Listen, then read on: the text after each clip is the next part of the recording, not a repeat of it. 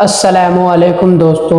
تو آج میں بتانے والا ہوں صحیح البخاری شریف کی حدیث نمبر 49۔ چلیے دوستو اسٹارٹ کرتے ہیں۔ بسم اللہ الرحمن الرحیم۔ ابن عباس رضی اللہ تعالیٰ عنہ سے روایت ہے کہ عبد القیس کی جماعت کے لوگ جب نبی صلی اللہ علیہ وسلم کے پاس آئے تو آپ نے فرمایا کہ یہ کون لوگ ہیں یا کون سے نمائندے ہیں، یعنی کہ دوستو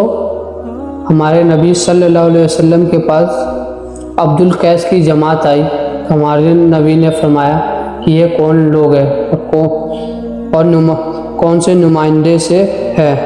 انہوں نے کہا ہم خاندان رابعہ کے لوگ ہیں، یعنی کہ دوستو جو آئے تھے انہوں نے کہا ہم خاندان رابعہ سے آئے ہیں۔ آپ نے فرمایا تم آرام کی جگہ آئے ہو، نہ ذلیل ہوگے نہ شرمندہ، یعنی کہ دوستوں ہمارے نبی نے انہیں فرمایا کہ آپ لوگ آرام جگہ آئے ہو، یعنی کہ یہاں آپ کو کوئی ذلیل نہیں کرے گا، نہ یہاں کوئی شرمندگی آپ کو کروائے گا۔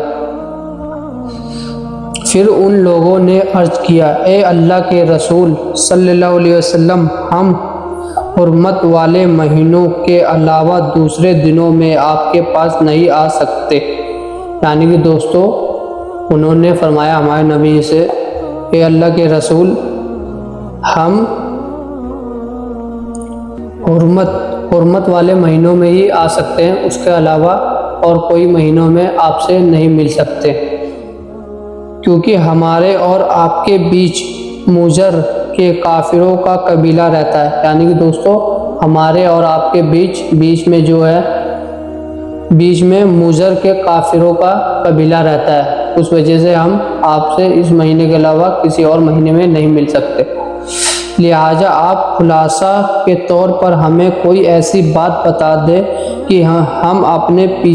پیچھے والے کو اس کی خبر کر دے اور ہم سب اس پر عمل کرنے سے جنت میں داخل ہو جائے، یعنی کہ دوستو انہوں نے فرمایا کہ اللہ کے رسول ہمیں ایسی کوئی بات بتا دے جس سے ہم پیچھے والے کو بھی بتا سکے، جس سے ہم لوگ جنت میں داخل ہو سکے، کوئی ایسی بات بتا دے۔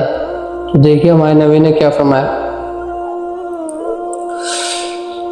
پھر انہوں نے آپ سے پینے والی چیزوں کے متعلق بھی پوچھا تو آپ نے انہیں 4 باتوں کا حکم دیا، یعنی کہ دوستو انہوں نے پینے والی چیزوں کے لیے بھی متعلق کیا تو ہمارے نبی نے انہیں 4 باتیں بتائی، اور 4 باتوں میں سے منع کیا۔ آپ نے انہیں ایک اللہ پر ایمان لانے کا حکم دیا، پھر آپ نے فرمایا کہ تم جانتے ہو صرف ایک اللہ پر ایمان لانا کیا ہے، یعنی کہ دوستو ہمارے نبی نے انہیں اللہ پر یقین لانے کا حکم دیا اور کہا کہ آپ جانتے ہو کہ اللہ پہ یقین لانا کیا ہے۔ انہوں نے کہا کہ اللہ اور اس کے رسول ہی خوب جانتے ہیں، یعنی کہ دوستو انہوں نے کہا کہ اللہ اور اس کے رسول ہی ان باتوں کو خوب جانتے ہیں۔ آپ نے فرمایا اس بات کی گواہی دینا کہ اللہ کے علاوہ اور کوئی عبادت کے لائق نہیں اور حضرت محمد صلی اللہ علیہ وسلم اس کے رسول ہے، یعنی کہ دوستو اللہ پر یقین لانا کہ یہ ہے کہ اللہ کے علاوہ کوئی عبادت کے لائق نہیں، یہ ماننا، اور محمد صلی اللہ علیہ وسلم وہی اللہ کے رسول ہے، یہ ماننا، یہی اللہ پر یقین کرنا ہے۔ نماز ٹھیک طریقے سے ادا کرنا، زکوٰۃ دینا، رمضان کے روزے رکھنا اور غنیمت کے مال سے 5واں حصہ ادا کرنا، یعنی کہ دوستو ہمارے نبی نے فرمایا ٹھیک طریقے سے نماز ادا کرنا اور زکوٰۃ دینا اور رمضان کے 30 روزہ رکھنا، جو کہ اللہ تعالیٰ نے ان سب کو فرض کیا، یہ کرنا ضروری ہے۔ اور شراب بنانے کے 4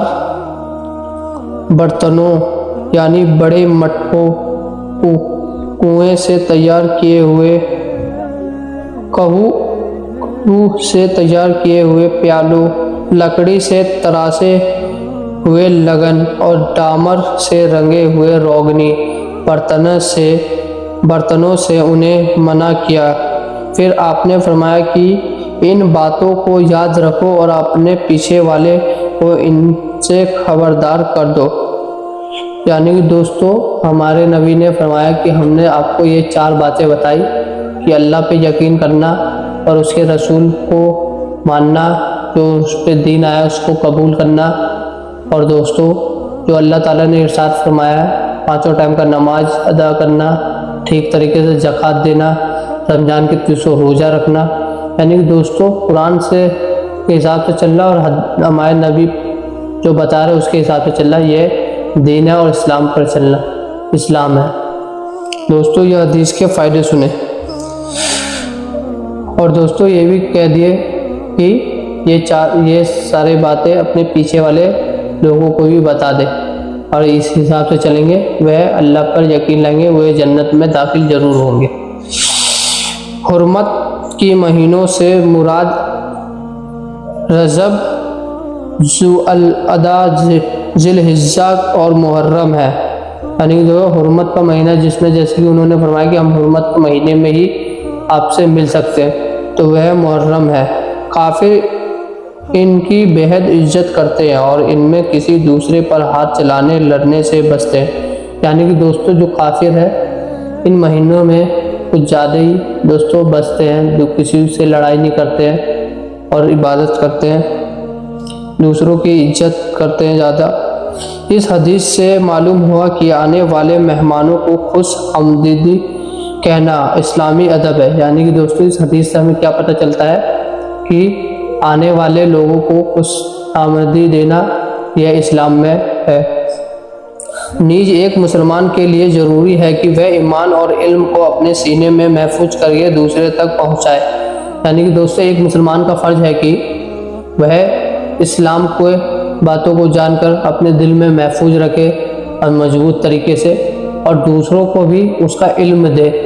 جس کو اس کا علم نہیں ہے، جس سے وہ بھی اپنے اسلام کو مضبوط کر سکے۔ تو یہ ایک مسلمان کا فرض ہے کہ دین کو سیکھ کر دوسرے لوگوں کو بھی بتانا۔ تو یہی اس حدیث میں ہمیں پتہ چلتا ہے، جیسے کہ دوستو خوش آمدی دینا، جو آتے ہیں آگے سے اس کو